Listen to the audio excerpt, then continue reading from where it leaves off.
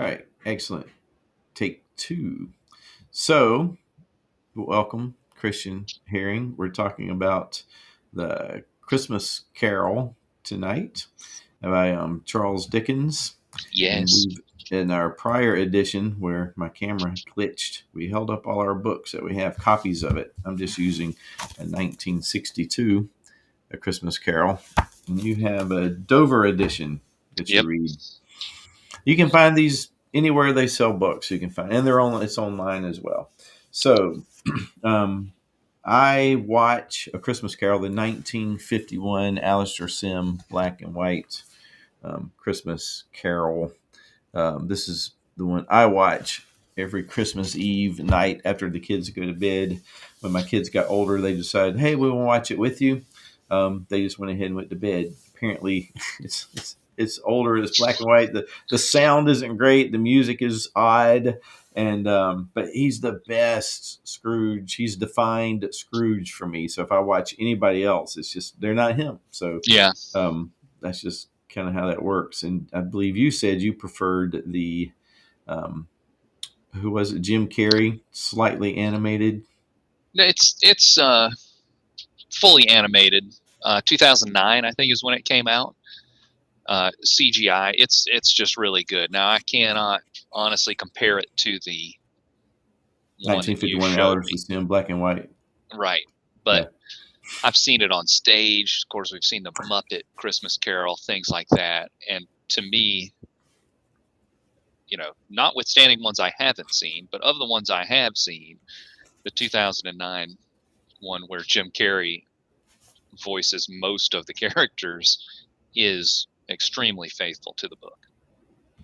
Well, I know that Wes and Sierra, who Wes, is on with us sometimes. I think they watched that version or tried to watch some of it at least, and she was telling me about it. So we'll let him compare the two. Maybe I'll make him watch mine sometime.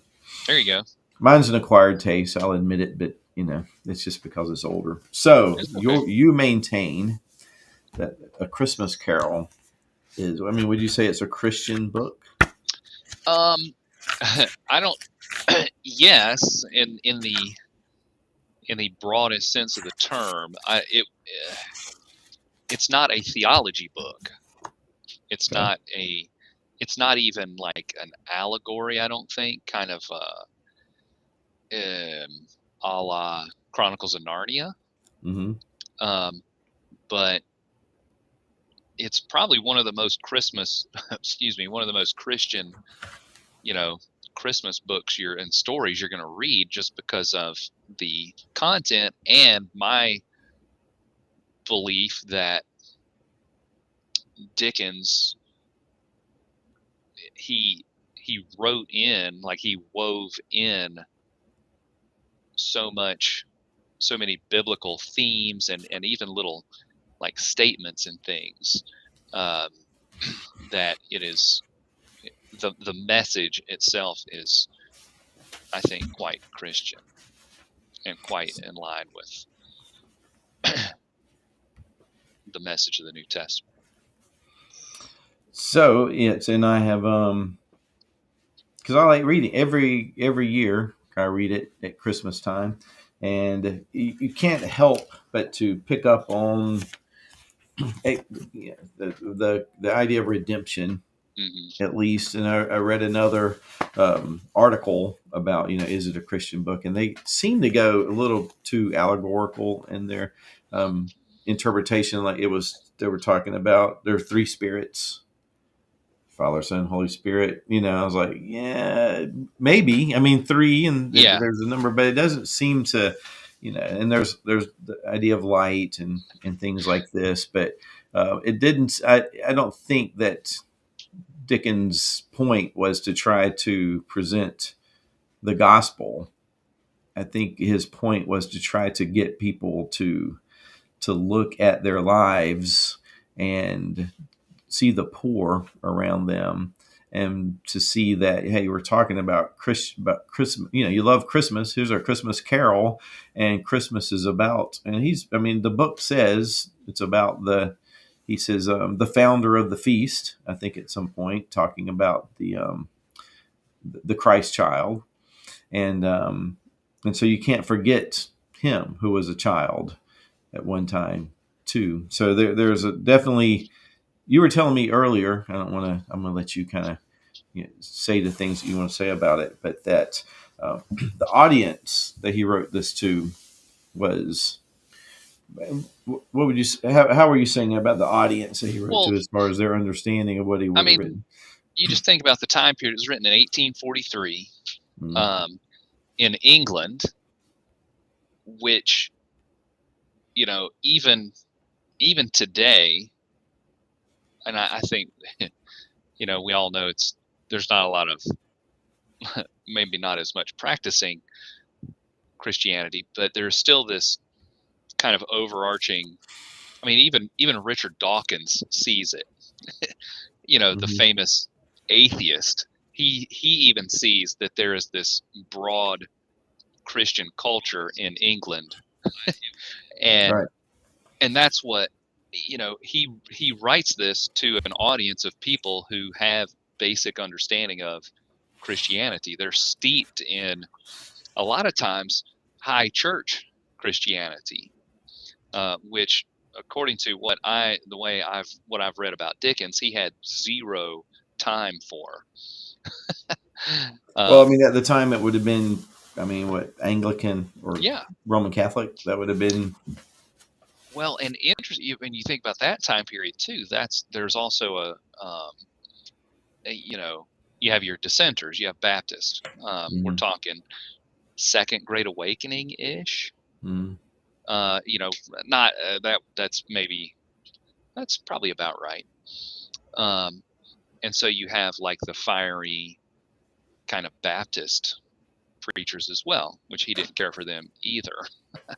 um, but and there's statements in here, and I'll mention some of them, that clearly Dickens is trying to kind of dig at that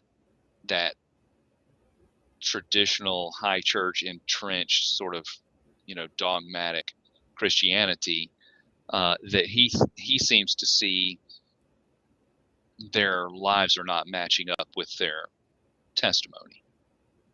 mm. I also think this is at the same. I'd have to look up some dates, but just think about 1843. This guy. This is on the tail of think about the Enlightenment from the 18th century. People like Thomas Jefferson, who kind of liked Jesus but not the Bible. um, I'm thinking like Walter Rauschenbusch, and with the Industrial Revolution and the sort of social gospel, there's definitely elements of that. Um, but the big strokes of Christmas Carol are just, it's a conversion story, right? And I think there's some really, really beautiful elements that I'd certainly rather read this than some twaddly Hallmark garbage.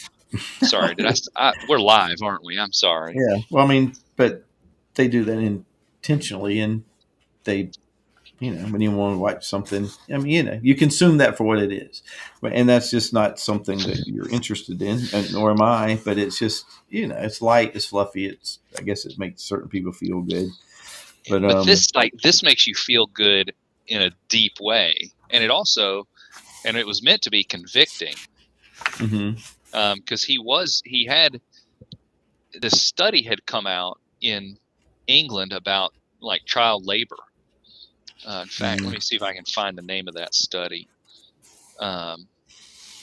It was a report called "The Condition and Treatment of the Children Employed in the Mines and Collieries of the United Kingdom," and it was awful.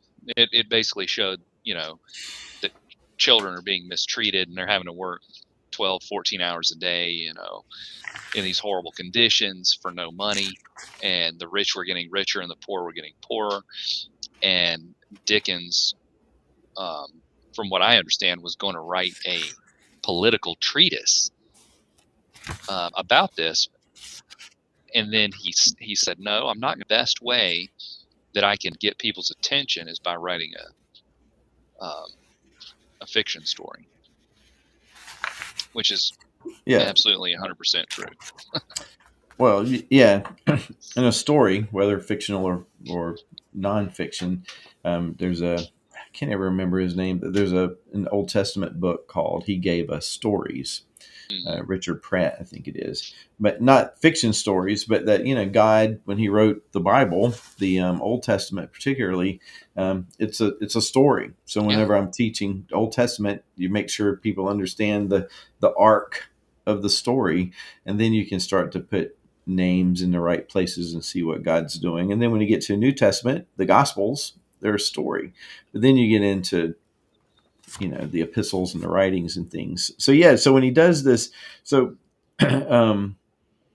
you cannot help but to see. I mean, and again, this is one of the problems with movies and literature. It's like I see now what whoever the guy that was the director of this is produced and directed by Brian Desmond Hurst. Brian Desmond Hurst has put into my mind how Scrooge looked and acted and sounded and talked and responded. And but because I've read the books first, it was like, yes, that's the idea I had in my mind. He matched what I had. So you get Scrooge just going from this scrunched over, codgerly old sinner, he calls him, and then he starts just as giddy as a schoolgirl. He just starts doing the dance and kicking around, and people think he's crazy because he's changed.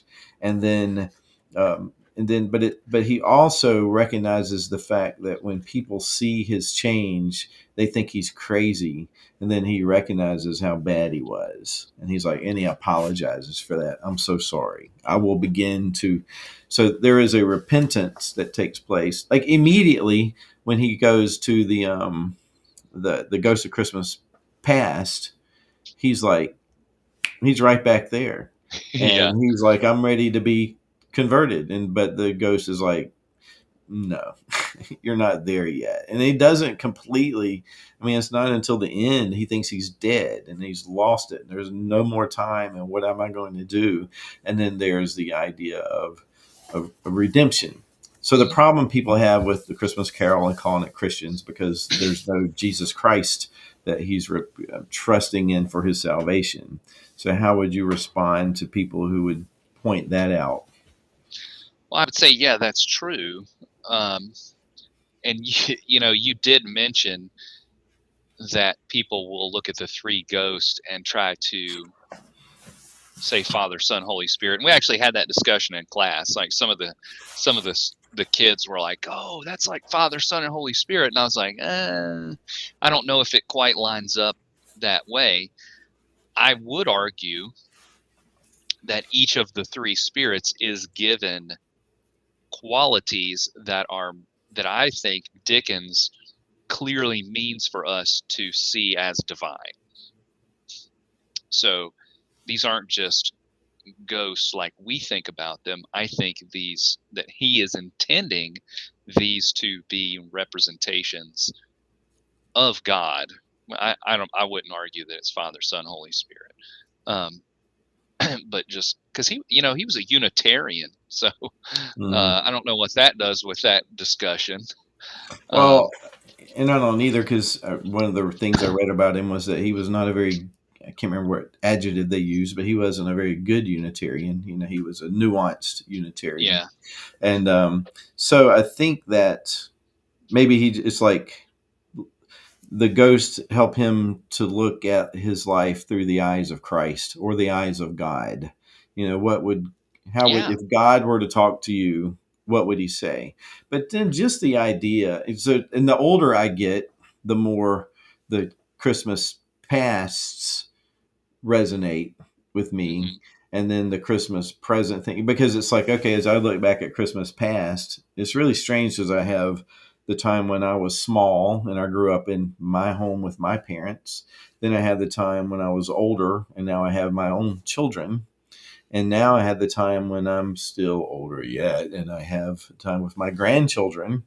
And when I look back at my time at home as a small child, it's like watching a movie of someone else.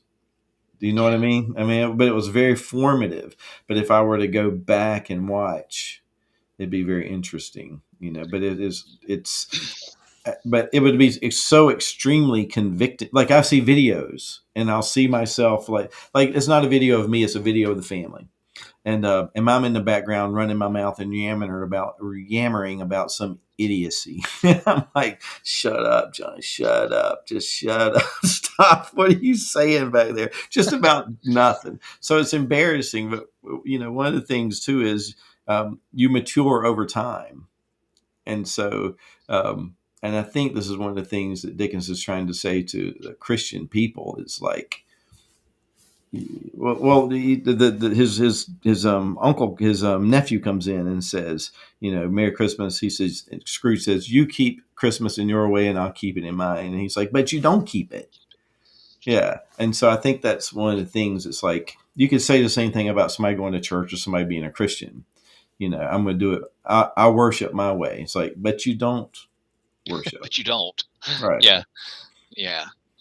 Well, and I think if you look at the meta narrative, if you could Mm-hmm. call it that, of Christmas Carol. Right. The overarching story of it all. Yeah. It's law. And listen, for anybody who's listening, like just dispense with any hope that Charles Dickens was like a solid reformed Christian. Like he's not. So let's just, whatever expectations you would have for, you know, if you were going to write the book as a, you know, as a reformed Presbyterian or Baptist or Lutheran or whatever, like cast those aside, because that's not where Dickens is writing from. So don't hold him to that standard, because he didn't have it. All right. But if you want to look at it through those lenses, like it is law 3 times, really 4 if you count Marley's ghost. Like, look at who you are. You get to look. He gets to look at In the himself, mirror, right? right, through and he from I think he starts to see it, to feel it with Marley, but really with the Ghost of Christmas Past, he is feeling the weight of his conviction, or of conviction over his sin. Like he was a sinner, you know, no question. And then at the end, he gets, instead of the result, instead of the grave, The wages of sin is death, the death yeah, he deserves. he wakes up and he's alive. And he even says, I'm like a baby. He was born again. Now, all right, do we want to, if you want to, you know, get into, well, you know, it never says that he trusted in Jesus. No, it doesn't. It doesn't say that he trusted in Jesus. It doesn't say that he ran forward to an altar at a church. It doesn't say any of those things. But because it doesn't say those things, is it any less a picture of the Christian story? You know, and we can split hairs and we can, you know, nitpick, but I'm looking at the big picture, and I'm seeing a picture of someone who is convicted by the law, shown the error of their ways, I think, by these spirits that are meant to represent God in different ways, and then someone who repents. Because, and not my favorite, but one of my favorite lines is when the first spirit shows up, and he made bold to inquire what business brought him there. So Scrooge is looking at the spirit and says, why are you here? Your welfare, said the ghost. And check this out. So Scrooge expressed himself much obliged, but could not help thinking that a night of unbroken rest would have been more conducive to that end. Hmm. The Spirit must have heard him thinking. So again, there's one of those places like in the New Testament, that ability to read your thoughts is reserved exclusively for Jesus, Mm. right? God, Like the right? Pharisees, when he's Mm. like, "Oh, why are you thinking that in your hearts?" And they're like, "What?" Mm. So that he's giving this Spirit divine qualities, and then so he asked why. He's like, it'd be better if you just let me sleep." The Spirit heard him and then says, "Your reclamation, then take heed. Mm. The reason I'm here is to reclaim you. Mm. It's to this redemption, Mm-hmm. Yeah, right? that's very good. Yeah. I'm here to reclaim you from who you have become, and you have become this way because of your idolatry is what it is. We find out later on in that same Mm-hmm. stave. His idolatry has become gain, not money, but gain. Mm.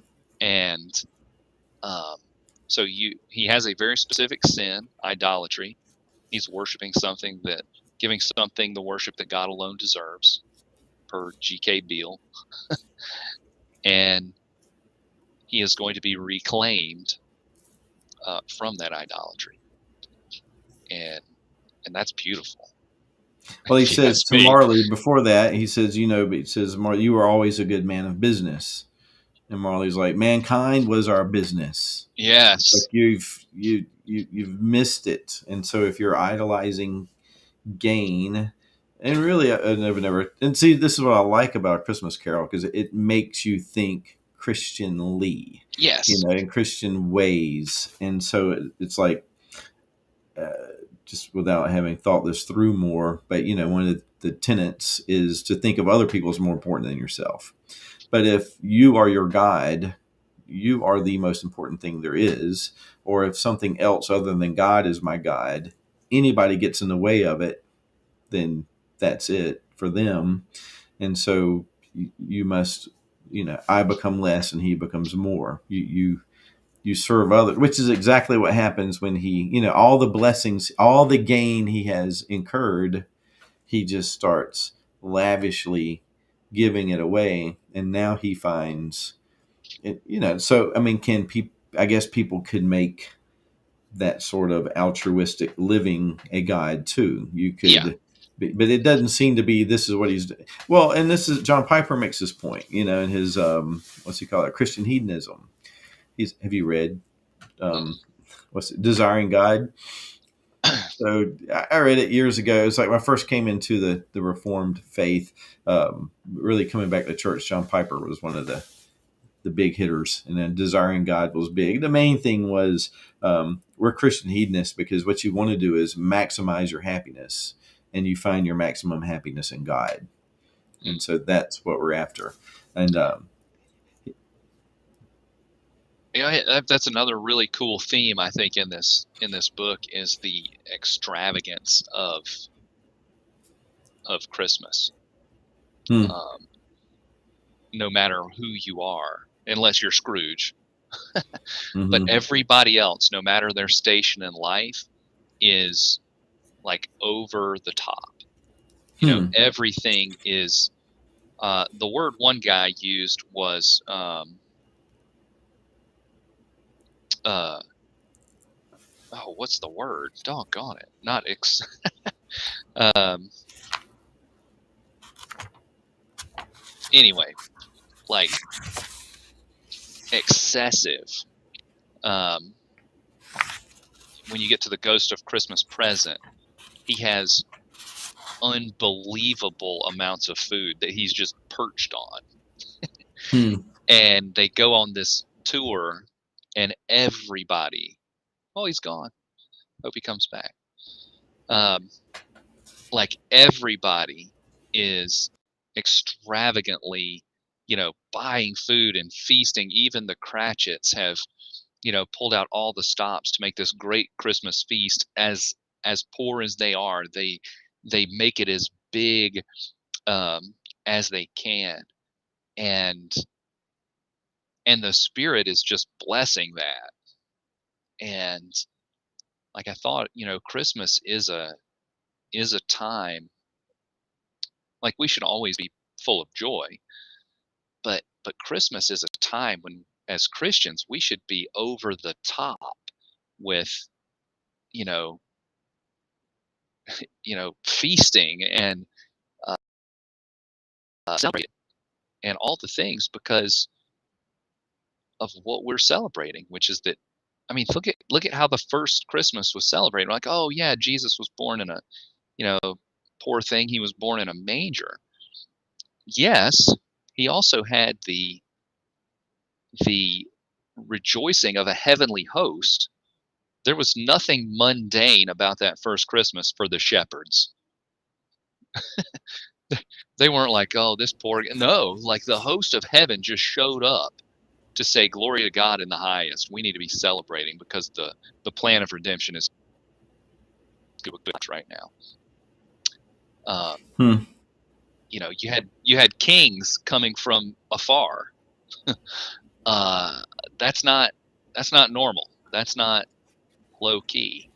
Um, you had Anna and Simeon's praise, their excessive praise when they saw the Christ child, because this is something worth getting excited about.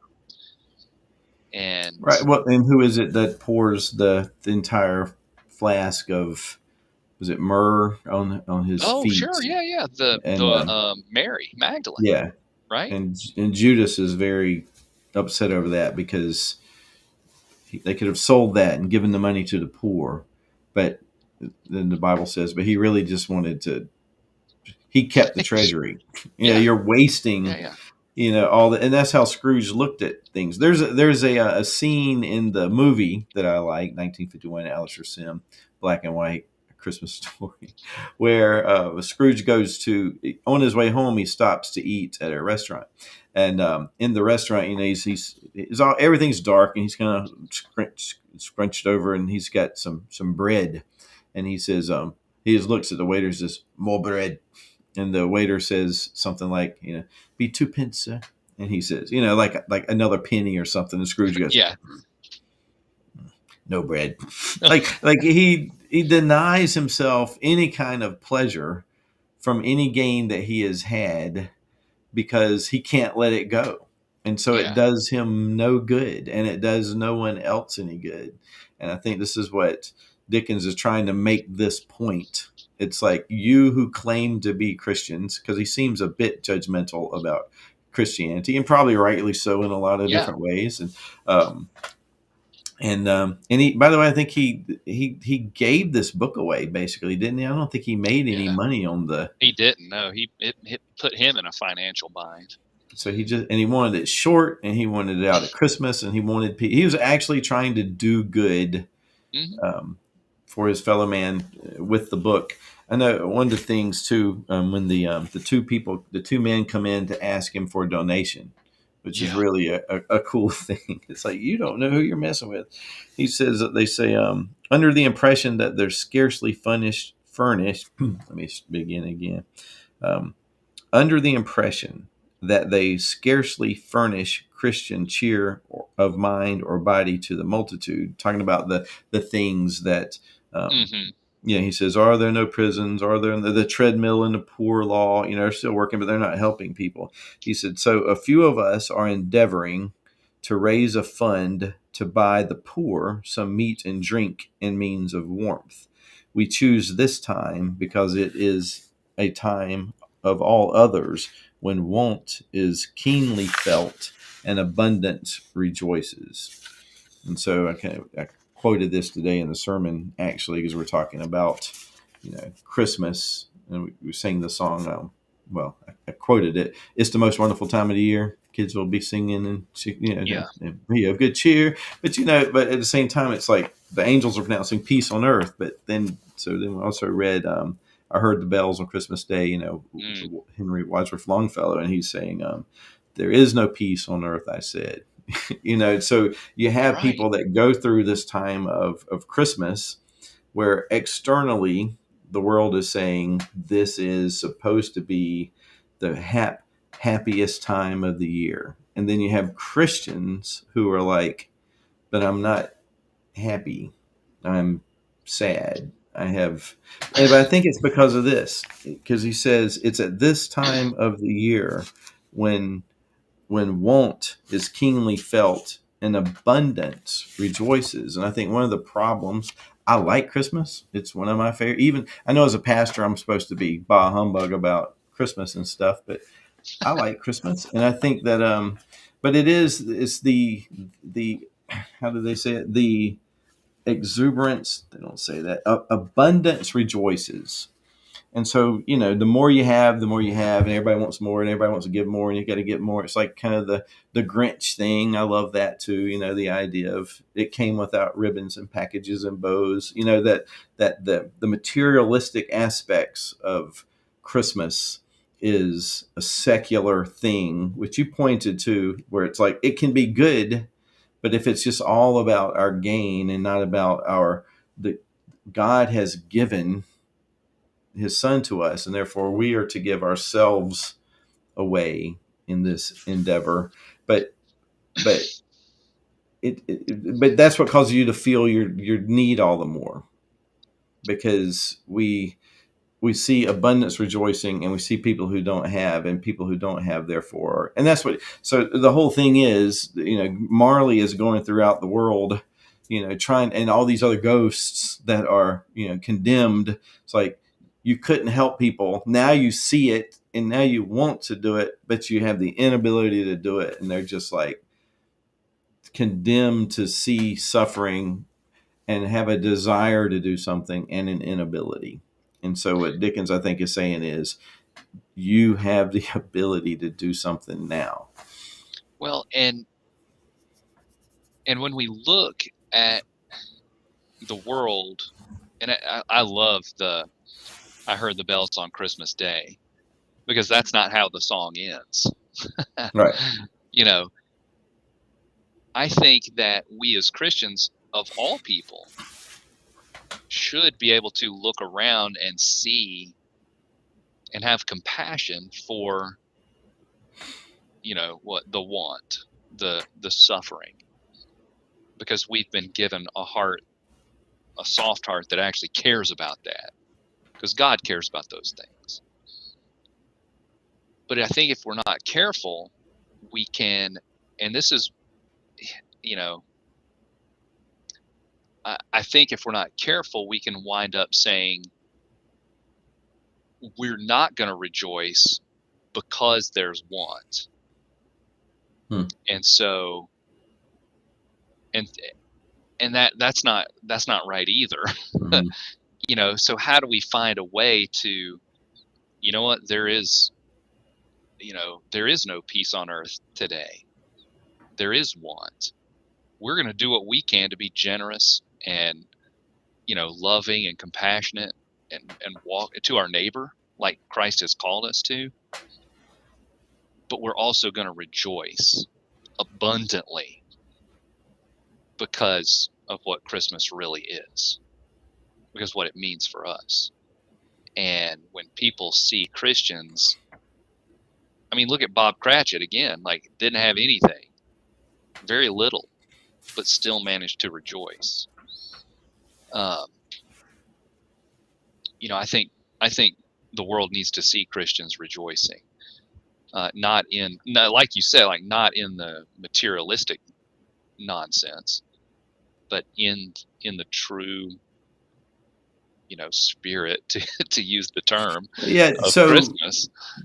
how do you, so being very judgmental, put on that judgmental Dickens hat. In what way do you see the church not being hopeful during? Was that the term? We need to see us being hopeful. Thank you, because I don't want to come across as judgmental, but No, but do it for a minute. Go ahead. I've heard I've heard pastors who, at times like they're at Thanksgiving, all they do is, and I'm not saying they do it ugly, in a very nice pastoral way, they just beat down their congregations. Like, oh, you want to give thanks today? Well, what would Jesus say because there's hungry people? I think Jesus would say that you guys aren't doing enough. I think Jesus would say that you guys aren't really Christians. You know, maybe before we actually give thanks and eat, we should, you know, do whatever, you know, become a social justice warrior. And so I think there are And it's all people law. in congregations who, if they love that type of preaching, I'm concerned for them because that means, yeah, those people really need to be hearing this. You know, you can't be talking about me, because people who are truly already convicted of that, just, I mean, that's what happened to me in church. You know, it's just like Yeah. this law. You know, you do better, be better, God will love you more. So I would do better and be better for a time, and then it was just like, I'm not good enough. So The good news anyway. is for the preacher, your source material is endless. Yeah. Because your So, people are never going to be good enough.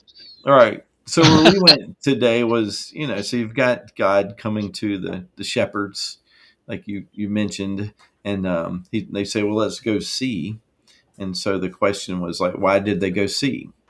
And one of the things I saw this year, kind of for the first time, is that because he wasn't born in a palace.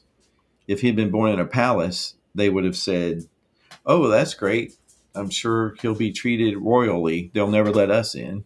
But Yeah. since it was a manger, they were like, well, let's go see. They knew they could have access. And so I think that was part of what he was saying the poor God came to, because he wanted everyone to have, a king can go to a manger. Mm-hmm. And so can a shepherd. But a shepherd can't go into the palace. And so Right. we also went to Hebrews 4, because we have a great high priest in Jesus, who sympathizes with our weaknesses because he entered into our weaknesses. And Tim Keller makes a big point about this. We have the only God who entered into our sufferings. And so he doesn't just see them and have compassion. He actually enters into them. And he says, so let us hold fast to our confession, because we have a high priest who sympathizes. And then he says in verse 16, so let us then with confidence draw near to a throne of grace, that we may receive mercy and find grace to help ourselves in time of need. And so I think this is where Scrooge is crying out at his tombstone, at his grave, to say, please tell me it's not too late. Please tell me it's not too late. And and tell me if you agree with this. So then Marley is kind of like he's performing a priestly duty, as he says, I have arranged this for you, these three ghosts to come, and it's been at great cost to myself that I've done this. This is not an easy thing to have done, but because I have empathy for you, and because I do care for you, and because apparently he's loving him, and he sees your chains are already longer than mine when I got here.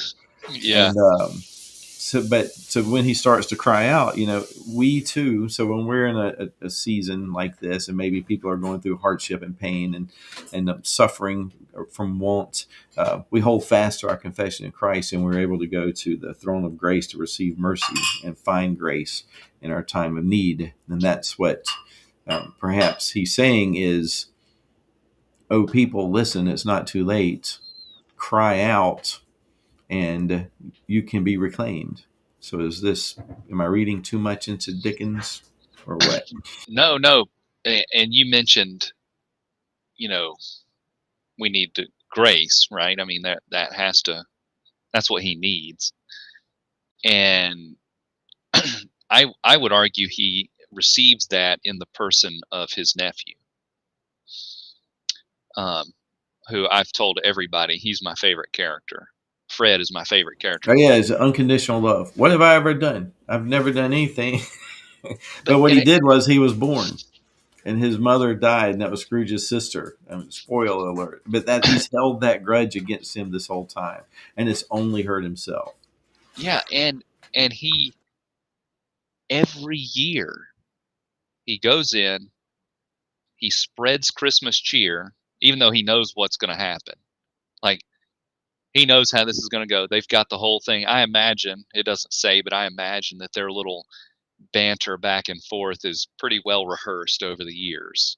You know, um, I say everybody should be buried with a stick of holly through their chest. You know, And I wouldn't do that. I've known people like Scrooge, and they're not family members. That does change things sometimes, somewhat. But it's like, yeah, yeah, I'd be. I don't need to subject myself to this. he does it every year, and then at the end of it, well, and then so Ghost of Christmas Present, he he toasts his uncle when everybody else is just ragging on him. Fred says to Scrooge, whether he'll take it or not, to Scrooge, and then I want to cry because when Scrooge shows up at the end, after his conversion, we'll say it's like Fred's not even shocked that he's there. It's well, I mean he is, but it's not. He's just like, Mm, come on, we've got a spot for you. mm, We've been mm. we've been waiting on this moment for all these years, and it said, um, I forget. It took him basically. Let me see if I can find it. No, no, no, no. He comes in. Fred, said Scrooge, dear heart alive. Why, bless my soul, who's that? It's Uncle Scrooge. Let him in. It is a mercy he didn't shake his arm off. He was at home in 5 minutes. Mm, It took no time at all, and he felt like he was mm. part of the family. And So it's just this that, elder brother thing. It's like this is what this son. The father's not there, but he is, in essence, yeah. I mean, that's like here he is. Kill the fatted calf. Here's the ring. yeah. I'm running to greet him. It's not. So that's a very good image. Never thought about that of the father accepting all who come to him. I've been crying out to you. I've been Christ holding my hand out to you, and you have but to come. Well, and how Mm, many times is there obviously grace is extended to us from the Lord, right. but how many times is that embodied in a person? Hmm. You know, where we can point and say, that person showed me the grace of God when I didn't Hmm. deserve it. And I And have and to I just say, I've known people like that, particularly older family members.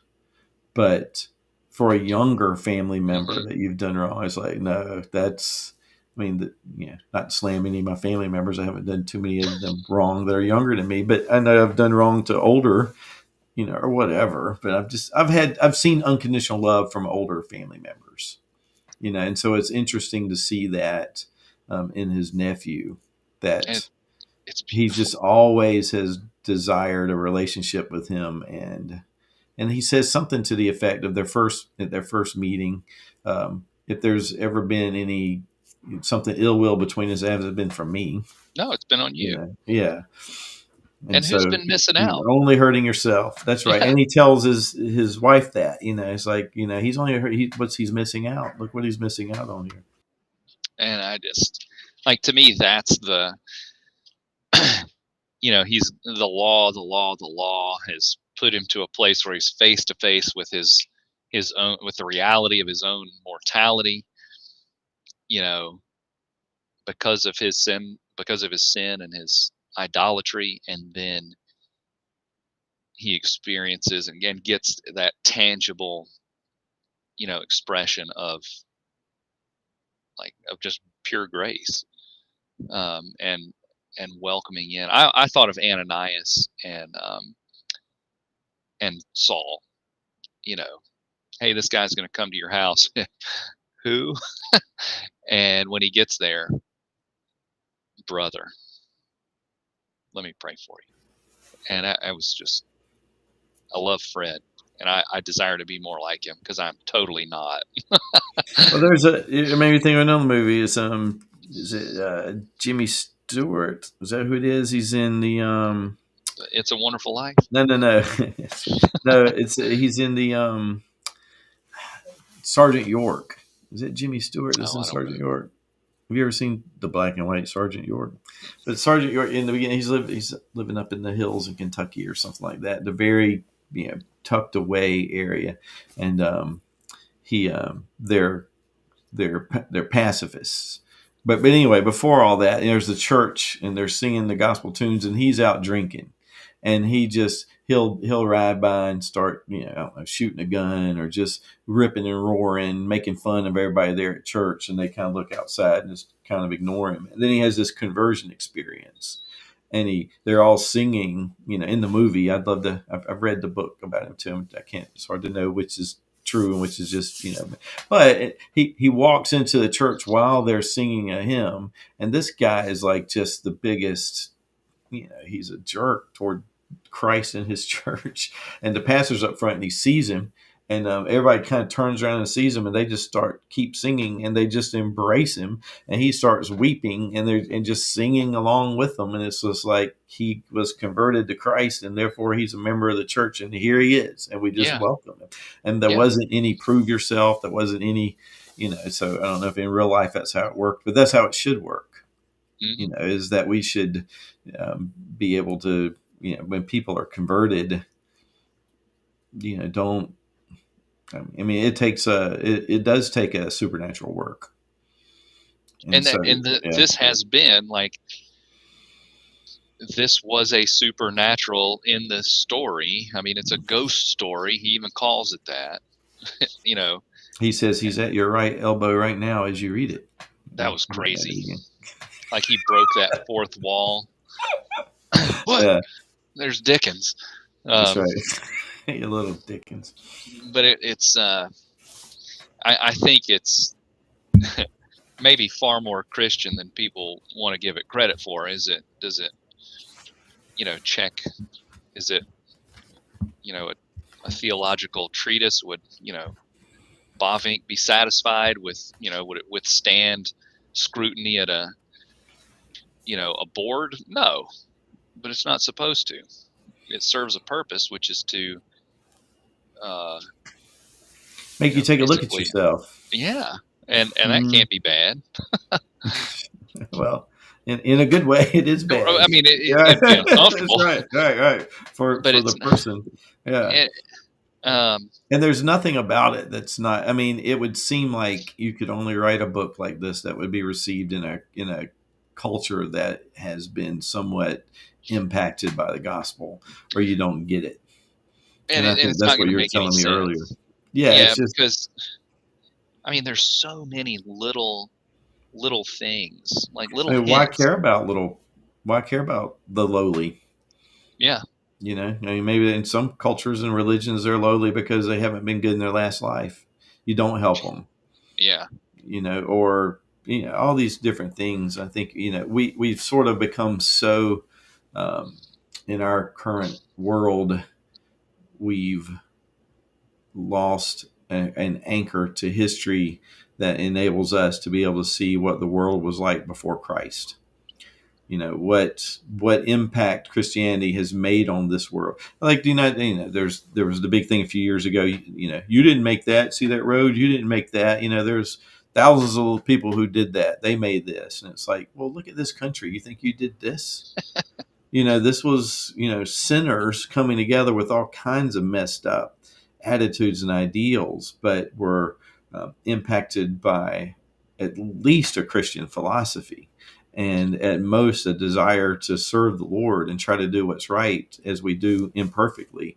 But how much of our so when you read A Christmas Carol and you give that to somebody who has never even heard of Christ, I don't know what I don't know what you get out of it. Like, I don't know if somebody's going to read this and they're going to be converted because it doesn't tell you about Christ. But this no, wasn't written as a tract to give to somebody who's never heard of Christ. This definitely was not. written to a culture who seems to have forgotten what it means to be a Christian in a world that's kind of dark and has a lot of poor people in it that nobody's paying attention to. And his own father had been thrown into the Hmm. poorhouse, and Dickens's, and um, so yeah, and I think it's good. We all need to take a look at ourselves, and some, I don't like to, but then it's like, okay, at some point you've got to look at the, yeah, you're awful, but you can't leave it there.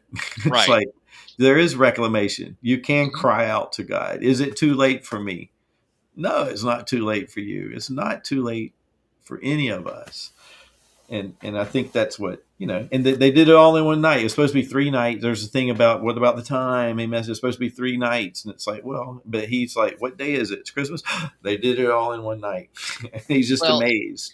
and that's part of the The literary divinity. genius Ah, is okay. like because Scrooge is, I mean, from the get go, he's a man of fact.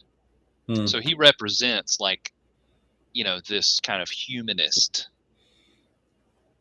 materialist, you know, Enlightenment thinking. All right. worldview. Yeah, that's Hmm. really anti-supernatural. He is a man of fact. It says that when he gets home and sees the knocker on the door, Hmm. and it goes through, and so you have this, and he's also in control. When he Hmm. wakes up and he's hearing the bells chime, and he's checking it against his watch, Hmm. that's when he begins to realize, oh crud, I'm not in control of the one thing that I thought I could count on, which was my timepiece Hmm. being correct. That time is this constant, Hmm. has now that's just been jerked out from under me, and now I'm Hmm. at the mercy of the supernatural world. um, So I think so we're almost there's out some of time here. other stuff going on there. Yeah. So I wish we had. Yeah, we'll talk about it more, just you and I. But is there anything? One of my favorite lines is, what is it? It was where he lived. It was dark, but dark was cheap, and Scrooge liked it. Yes. Dark is cheap, and Scrooge liked it. Yeah. Um, so I always felt like, cold was cheap, and my dad liked it. I was like, okay. Um, There's so many good lines. I think one of our favorites in class was, "There's more of gravy than grave Great. about you." That's good. Just the opening gets me every time, where it's just like Marley was dead. It's just like Marley was dead, and then there's a colon to begin with. There's no doubt about whatever about that. And then he starts talking about as dead as a doornail. I have. I, he said, What if I might have doornails talk inclined about a myself to doornail? regard a coffin nail as the deadest piece of ironmongery of the trade, Yeah. but the wisdom of our ancestors is in the simile, and my unhallowed hand shall not disturb it, or the Oh, country's done for. so look, totally unspiritual, but if you like, Dickens puts on a clinic on how to use the English language. Oh yeah, well, I And told you earlier. It's like this is one of my favorite books. He's yeah, written other books. I've never read anything else that he's written, and it's it's just so good. I don't know. Maybe this one's small, and I want to. I need to.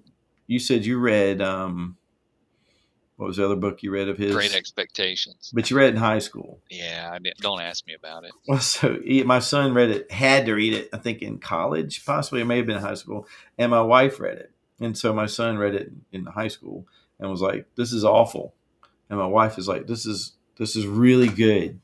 So maybe I need to try to read more. I've been convicted.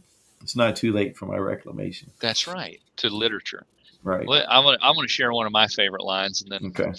this was about the ghost of Christmas Present, who's my favorite ghost.